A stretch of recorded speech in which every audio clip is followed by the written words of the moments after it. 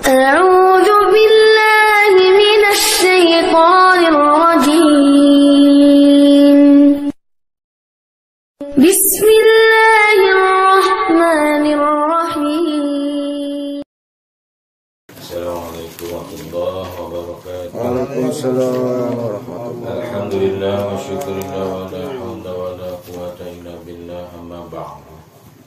Yang saya hormati para bapak semua yang hadir pada malam hari ini, tentunya kita bersyukur kepada Allah Subhanahu wa taala. Alhamdulillah, pada kesempatan malam hari ini kita semua masih diberikan nikmat yang banyak oleh Allah, nikmat Islam serta sehat walafiat, sehingga bisa hadir dalam acara dalam ini yang mudah-mudahan kita selalu berdoa dengan Allah Subhanahu wa taala. Amin ya rabbal alamin.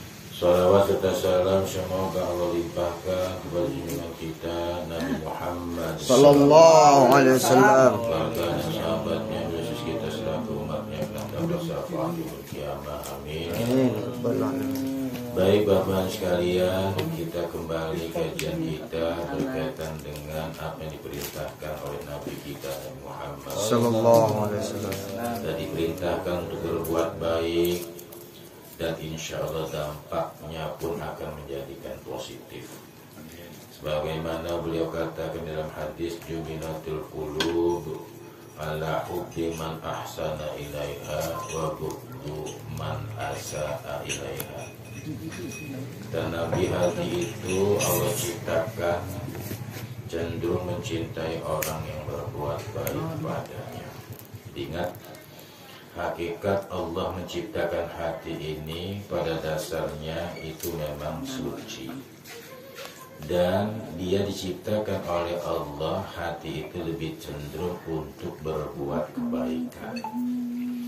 Makanya sampai ada bahasanya di dalam terang hadis itu, ya, dijelaskan dalam hadis, manakala hati itu baik maka badan tubuh kita pun akan baik. Manakala hati kita nggak baik, begitu juga badan tubuh kita pun tidak baik. Apa itu? Itu adalah hati. Nah, kalau hati ini Allah ciptakan cenderung mencintai orang yang berbuat baik. Nah, ketika kita saksikan sekarang ini akan timbulnya orang nggak baik segala macam, itu sudah menyalahkan artinya keinian hati. Ya, dasar pertamanya hati Allah ciptakan. Nah, artinya apa? Agar kita ini supaya kita ini selalu berbuat baik, maka hati inilah yang harus kita jaga. Bagaimana cara menjaganya? Tentu itu kembali lagi, ya, hati ini ada yang menciptakan. Siapa? Allah. Nah, kalau kita ingin hatinya baik, maka Allah harus kita jaga. Insya Allah hati ini akan terjaga oleh Allah Subhanahu wa taala. Nah, cenderung membenci hati ini orang yang telah berbuat buruk kepadanya. Jadi yang namanya hati ini senang berbuat baik, nggak senang ketika ada orang berbuat maksiat atau berbuat nggak baik. Benci hati, ya. Maka kalau ada hati senang orang berbuat jahat, maksiat, dia senang, berarti sakit hatinya, ya. Jadi kalau ada orang, ya maaf, senang berbuat maksiat, senang segala macam yang dibenci itu tadi dengan hati, itu berarti hatinya penyakit. Nah, sebagaimana jelas di sini, fil birri ridon nasi wa fit taqwa ridallah. Di dalam kebaikan itu terdapat keridhaan manusia. Bagaimana caranya supaya manusia ini ridha dengan kita? Berarti kita diperintahkan agar selalu berbuat kebaikan sesuai dengan ayat Qur'annya, innallaha yuhibbul muhsinin. Sesungguhnya Allah cinta sama orang-orang yang selalu berbuat kebaikan, ya. Nah, wa fit taqwa, begitu juga di dalam takwa. Ridha Allah itu akan terdapat keridhaan Allah Subhanahu wa taala. Jadi kalau pengen Allah ridho kepada kita, maka laksanakanlah takwa. Apa takwa? Definisinya intisali awamirillah. Jadi mengerjakan perintah, ya, dan meninggalkan semua apa yang dilarang. Itu yang pengertian takwa. Jadi takwa itu menjalankan perintah Allah dan meninggalkan semua larangan-larangan Allah. Disitulah akan hadir keridhaan Allah Subhanahu wa Ta'ala. Nah, untuk hadirnya keridhaan Allah Subhanahu wa Ta'ala ini yang pertama dalam urusan ibadah kudu ikhlas. Sekalipun kita belum bisa ikhlas, tapi mengupayakan bagaimana caranya sesuai dengan ikrar kita waktu kita baca doa ikhlas. Inna sholati wa nusuki wa mahyaya wa mamati lillahi rabbil alamin. Karena semua amalan apapun ya itu tidak akan diterima selagi orang itu tidak ikhlas semata-mata karena Allah Subhanahu wa Ta'ala. Memang sulit untuk mentargetkan ibadah menjadi ikhlas ini memang sulit.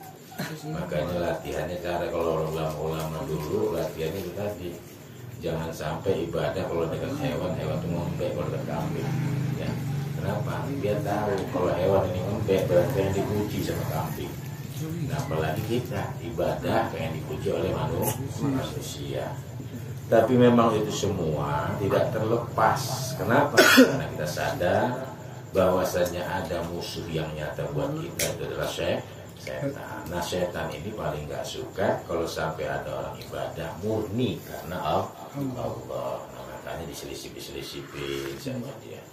Urusan dunia, urusan makan, urusan gak punya duit, itu macam-macam ya.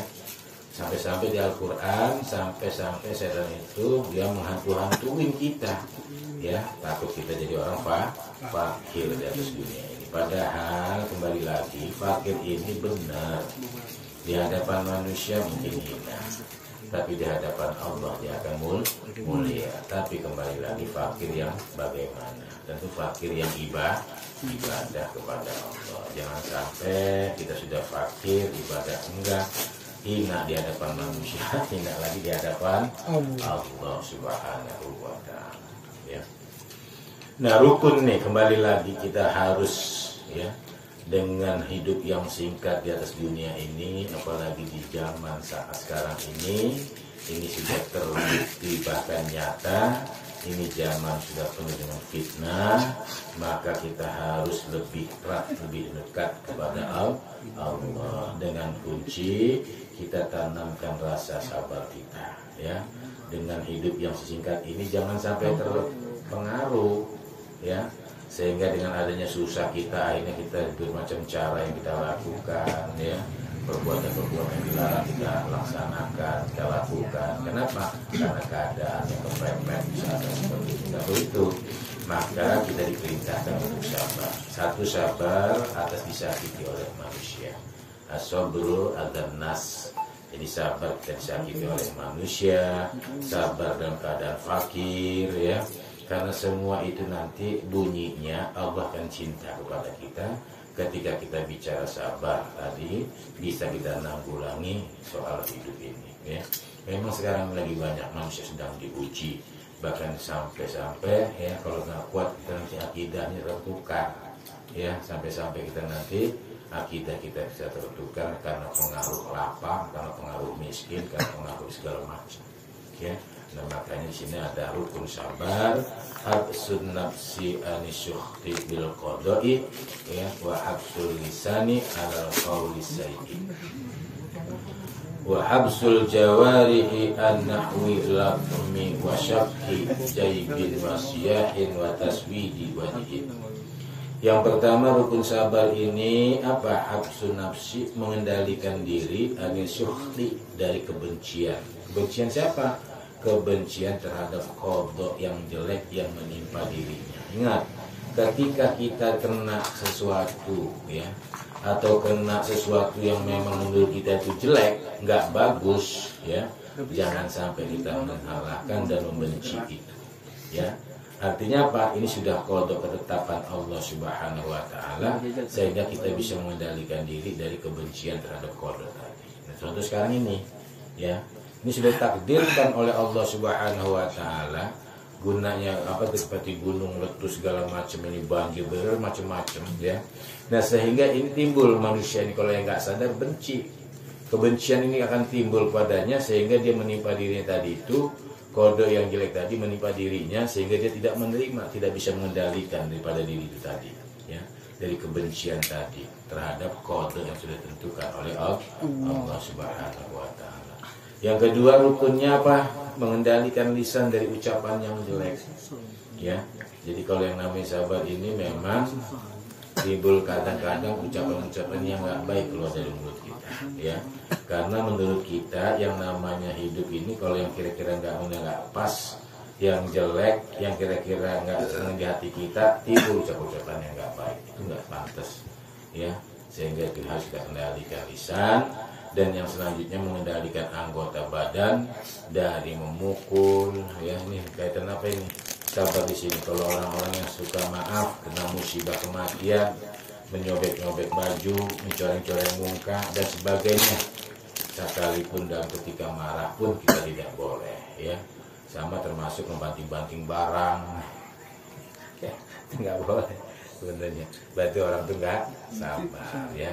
Maka ini sabar ini sebenarnya memang tingkatannya tinggi, tapi dia balasannya pun sesuai, ya.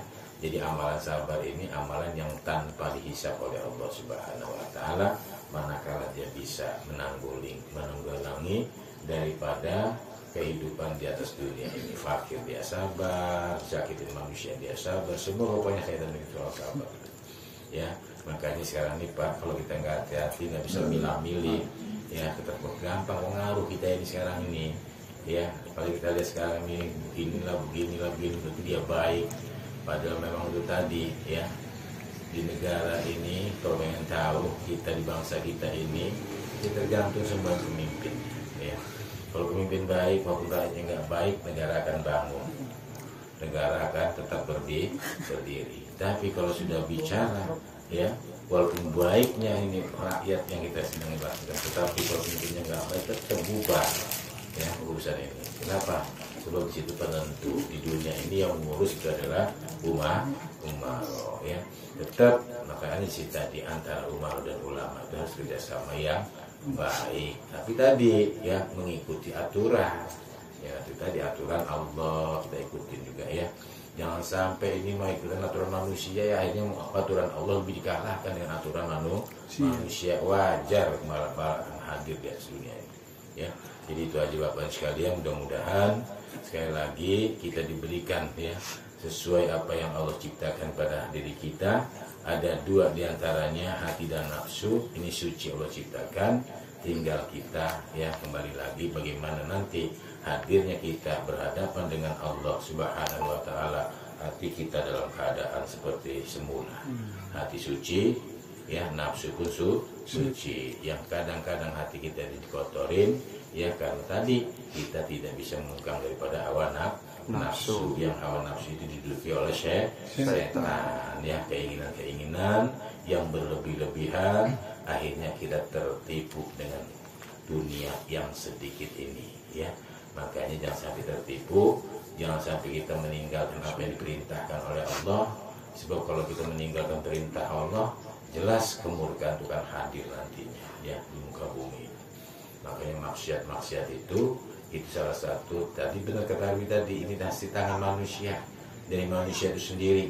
Tapi kembali lagi, ya, ini yang lebih besar dampaknya, yang manakala tadi kita punya diantaranya harus pemimpin yang benar-benar mengikuti atas perintah Allah Subhanahu wa taala, artinya yang takwa, ya, yang itu yang perlu kita ikuti. Kalau nggak takwa ngapain? Di dunia ini kan ada pemimpin yang takwa nggak takwa, masa kita mau ikutin? Ya, nggak ibadah masa kita ikutin, ya, toh. Hati-hati kita jangan terpengaruh itu, ya. Saja kurang lebih saya mohon maaf. Assalamualaikum warahmatullahi wabarakatuh. Waalaikumsalam warahmatullahi wabarakatuh. Allahumma shalli wa sallim ala sayyidina wa habibi wa tabibi qalbi wa jasadi wa ruhi sayyidi rasulillah Muhammad ibn Abdillah as-sadiqil amin wa ala alihi wa sahbihi ajma'in. Allahumma salli wa sallim ala sayyidi wa habibi wa tabibi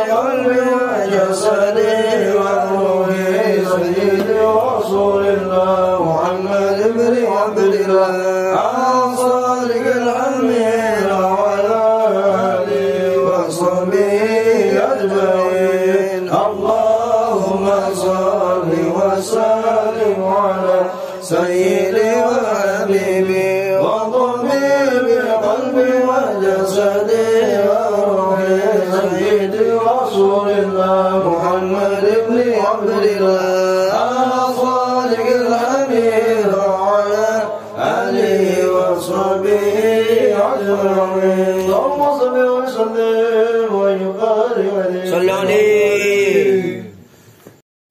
صدق الله العظيم. يا رسول الله يا نبي